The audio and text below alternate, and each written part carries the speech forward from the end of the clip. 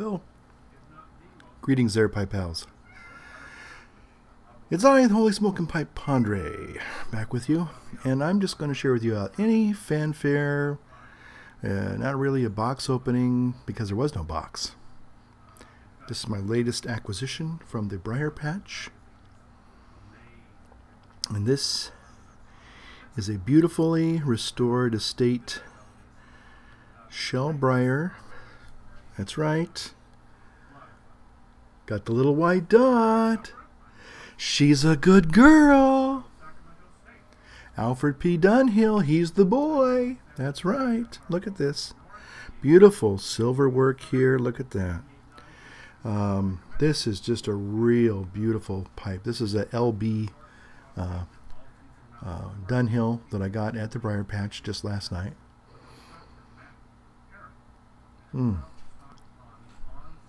And just letting you know that it smokes like a dream. It's beautiful. 1967. And I just want to say, and yes, salam, you are, I know you're green with envious right here. Look at this beautiful shell briar. Look at that. I know you're going, I want one of those. I want one of those. Well, go to the Briar Patch and see what you can get. I got to tell you, for guys like Jeff, Stogie Farts, and Phil, Kyle's dad, 77, who live in California, fairly close, a couple hours away maybe, there's a beautiful selection of estate Dunhills and other pipes at the Briar Patch right now. And again, these pipes are a steal at the price that they're selling them for. I don't even want to tell you what I bought this one for, because if I did, I would probably lose my little treasure trove of Dunhills, and you guys would all snap them up before I could get my hands on another one. Okay, so anyway.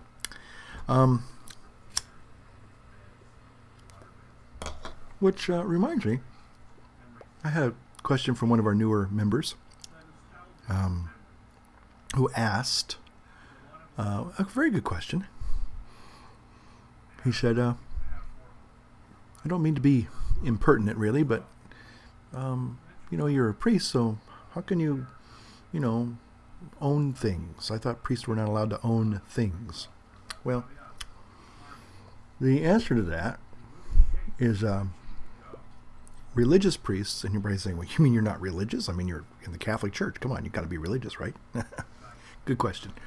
Religious basically is a connotation that we use to differentiate between a secular priest and a religious priest. And what I mean by that is a religious priest is somebody who's in a religious order, like Franciscans, Dominicans, Vincentians, Norbertines, Cistercians, Benedictines, and, you know, on and on and on.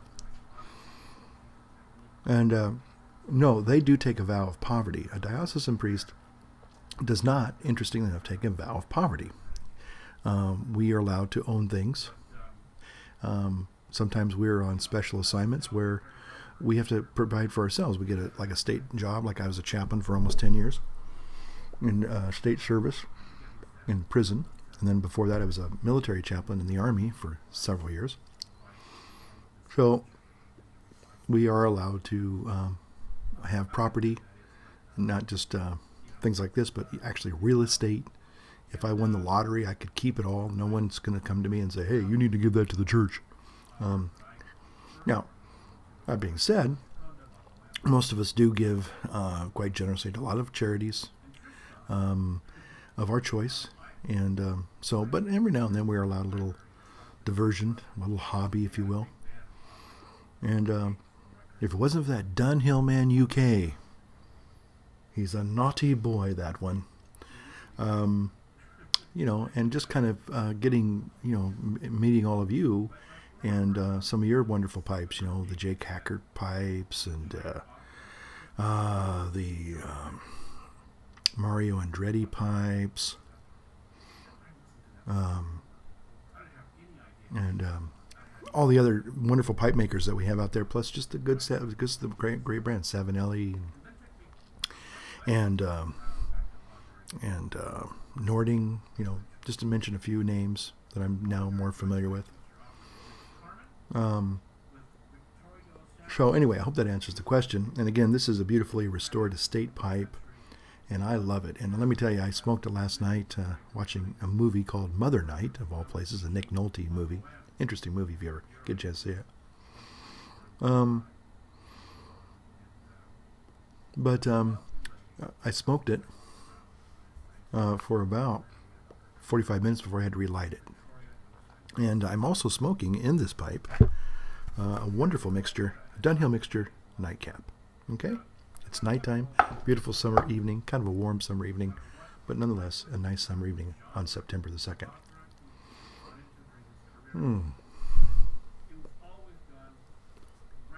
Somebody asked me the other day, I think when I was at the Briar Patch, they asked me, you tend to be an English kind of a guy. Quite so. Anyway, but they were wondering if I ever smoked aromatics. Of course I do. When I say my tastes are Catholic, I mean that with a little c, meaning universal. I have a wide spectrum. I'm eclectic. You know, I like all types of things. And just want to kind of set the record straight. I'm not really a tobacco snob. I mean, I used to really love Carter Hall, and I used to love half and half. Haven't had a chance to try the half and half of today, but I'm a little disappointed in my experiences, with the Borkum Riff and the Carter Hall that I tried. So it's not that I don't like those blends. I think that the blends that they're putting in the pouches now are substandard, and I don't think they're the genuine article. If it was a genuine article, I'd be smoking them. Trust me. Because I am a parsimonious son of a gun. Contrary to what some of you may think. A lot of good flavors in this, though. Gosh, first of all, I want to put a little shout out and just say howdy to Matches 860. Hope everything's going well there in Kennicott. Hope all's well. And Ron and East End Pipes, I know we're in kind of the wake of Hurricane Irene as she passed through. Hope there was not a lot of major damage and a result of a lot of cleanup that you had to do, thereof. So, hope you guys are doing well out there on the Eastern Seaboard. I think it even made it up to the British Columbia. So those of you who are in British Columbia, I sure hope you're okay. Home Waters 1 and old Northern Smoky and the lovely Northern Smoke-S. Had a couple things I just wanted to this is kind of a catch-up video, so if you're just flipping through videos and you're going, this is kind of boring, like most of my videos, you're free to just pass this one by. Let's see. Tim in Southampton there was smoking a Peterson Sherlock Holmes a few weeks back, or a week or so ago. And I was captivated because I said, I got one of those. I have one of those. And I love my Peterson Sherlock Holmes. He had PM'd me and asked me what I thought of the P-lip system, or the P-lip. I guess he wasn't all too fond of it, so he got another stem put on his Sherlock Holmes. Perfectly fine to do that. I don't have a problem with the P-lip. I've never had a problem with it.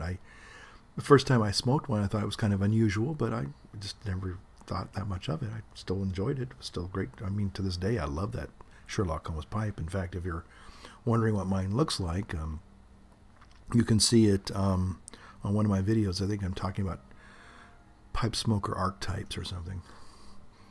I was having a transcendental moment with some pirate cake. Arr. Oh, so, but anyway, as I'm sitting here, I'm listening to Sean Bianco's Friday Night at the Opera, which is played on Capital Public Radio. Those of you who want to stream it, you can always do that. One of the things I've got a couple little pet peeves I want to bring up now that I've got your attention. some YouTube pet peeves, and some of you have already mentioned these. One of them is when you're trying to respond to comments and you're visiting another person's channel and you write a nice little comment. If you do, like, with every third one, you have to come up with some, they print that weird lettering thing, and you have to try to guess what it is so you can continue on with your comments. Let me just say that is a royal pain in the arse, okay? I don't know why they do that. It slows down when you're trying to, answer several comments at a time. I find it extremely annoying. I don't know if any of you do, but let me tell you, I think it's just a real royal pain. Let me just put it that way. And the other thing, I better be careful what I say here, because you know who is listening. YouTube. Okay, I'm playing just the radio in the background. That's all that is, okay? I'm not putting digital music on my video. And yet, I have had one occasion where they will say copyright infringement or something because of the music. And I'm going, well, yeah, but that's just playing in the background. That's the radio. I mean, that's kind of spooky, folks. So, anyway. I guess that's basically all I wanted to say tonight. Again, I'm going to try and do maybe a tobacco review soon. I really would like to do that. I've been having some interesting issues at work here. A lot of changes and a lot of new things coming down the pike, and trying to readjust everything. And sometimes that just means that I don't have the time that I once had. We have a lot of fall is when school starts here, and a lot of our parish sacramental programs also start, so it's a real busy time. So some of the free time that I might have had to enjoy playing around with videos and video special effects and things like that I like to employ in some of my videos, I don't have the time to do that. By the way, I wanted to say something about that. Every now and then somebody will ask me about, what kind of video editing software I use, and, how did you learn how to do some of those things? Well, let me just tell you this, that, whether you're trying to learn Photoshop things or Final Cut Pro things, there's just a cornucopia of wonderful tutorial videos out there. So if you wanted to learn some little special effects, whether it's text, special text stuff, or, special green screen stuff, or, just all you gotta do is kind of think about it and go, well, I want to be able to do this, and then type in YouTube, and you can probably find a lot of tutorials that'll get you pretty close to that. One of my favorite little young video guys is Zach King at Final Cut King. He's got some awesome videos. About 2.5 years ago, when I was learning Final Cut Pro 7, I kind of would tune into him, and he was probably 16, 17 then, maybe, yeah. And he was getting started, and he was doing some pretty good tutorials. Some of the things that he did, I kind of said, I kind of know that technique. That's a cool technique. I just wanted to see how he did it. But he's gotten way beyond. I mean, he's Steven Spielberg Jr. now. But there are a lot of tutorials out there, so if you're thinking about, well, I'd like to do something like this, check out those videos. And, some software packages you're going to probably have to have. Photoshop's kind of a standard tool. I know Matrix Pipe, Don Carlo uses a lot of great Photoshop stuff. So, yeah, if you're interested and you wanted to play around with it, the world's your oyster, let me just tell you that. One thing about YouTube is it's kind of a great classroom. You can learn an awful lot of stuff real fast. Also, there are little cuts and workarounds and even cheats. Sometimes somebody will just send you a template, and all you do is plug in your stuff and you look great. I mean, I'll be honest with you. Some of my things are templates that I've bought for motion, and all I do is I just plug in my stuff, and because somebody else has done all the animation, so yeah, it makes me look pretty good, you know. So if you're wondering, because I had a couple comments from some new guys saying, hey, you know, I'm curious about your videos, you know, how do you do some of your stuff? And well, again, just let your imagination, you know, spur you on and find those tutorials and kind of play with it. You know, that's the only way you really learn anything, is just by, you know, doing it. I use Final Cut Pro 7, of course Final Cut Pro 10, After Effects, Motion, even iMovie. iMovie 11 is great, a lot of fun with iMovie. And you mix them all. I mean, you don't just use one editing suite. You can kind of do some stuff in one and then superimpose it, you know, and add it later in another program. So that's how you just play with that, you know.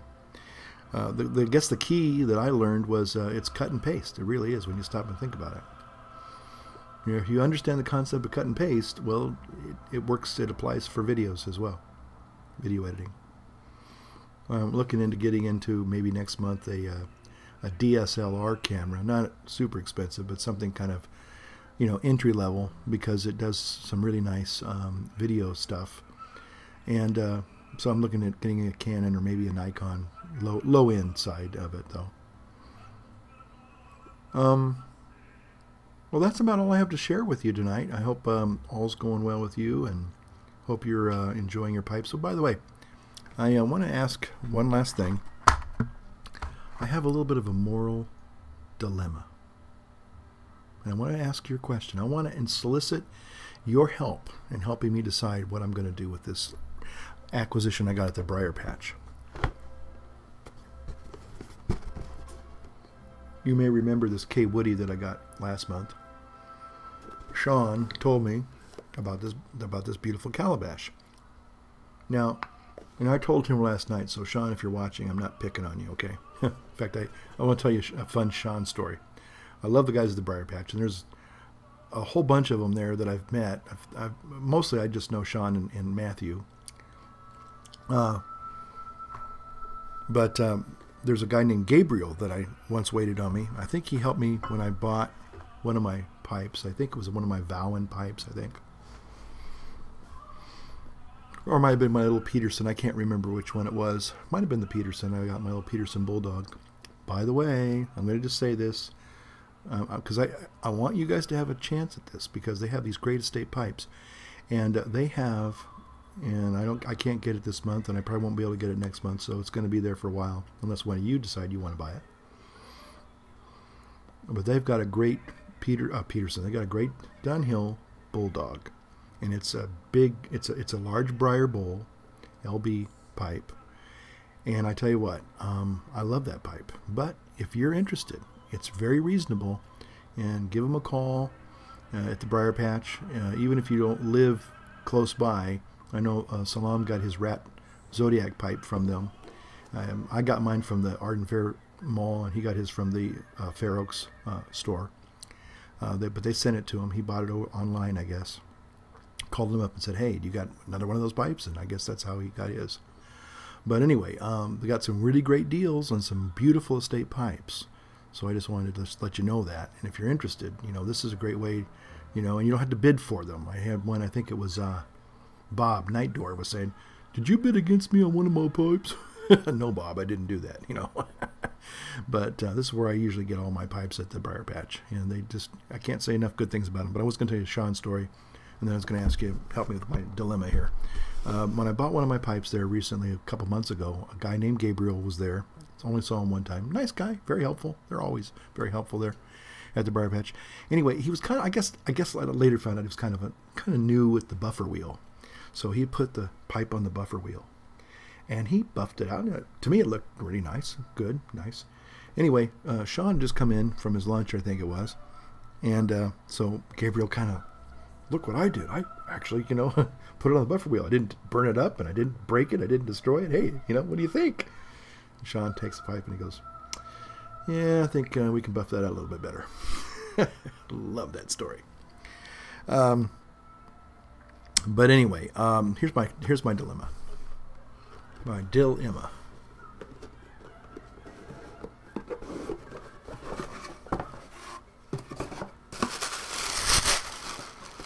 You may remember this. Oh, by the way, Sean, if you're watching, I just found my $25 gift card to there. Can I have another one, please? Thank you. Anyway, look at this. This is a gorgeous thing. But there is a problem. There's a problem with this pipe. See what the problem is right there? See that? The problem is that it's never been smoked. And I got to be honest with you. I am having a real hard time saying, do I really want to smoke this? I mean, look how beautiful and pristine it is, okay? It's beautiful. It's gorgeous. So my question to all of you as you watch this video, and it is coming to an end, what do you think? Do you think old Holy Smoking Pipe Padre needs to smoke this bad boy? Or just let it, just be as it is, So that's my question to you. Thank you for watching old Holy Smoking Pipe Padre tonight. And I sure hope you're having a great weekend wherever you're at. And remember, hey, if you want to light up your world, light up your pipe. Thanks for watching.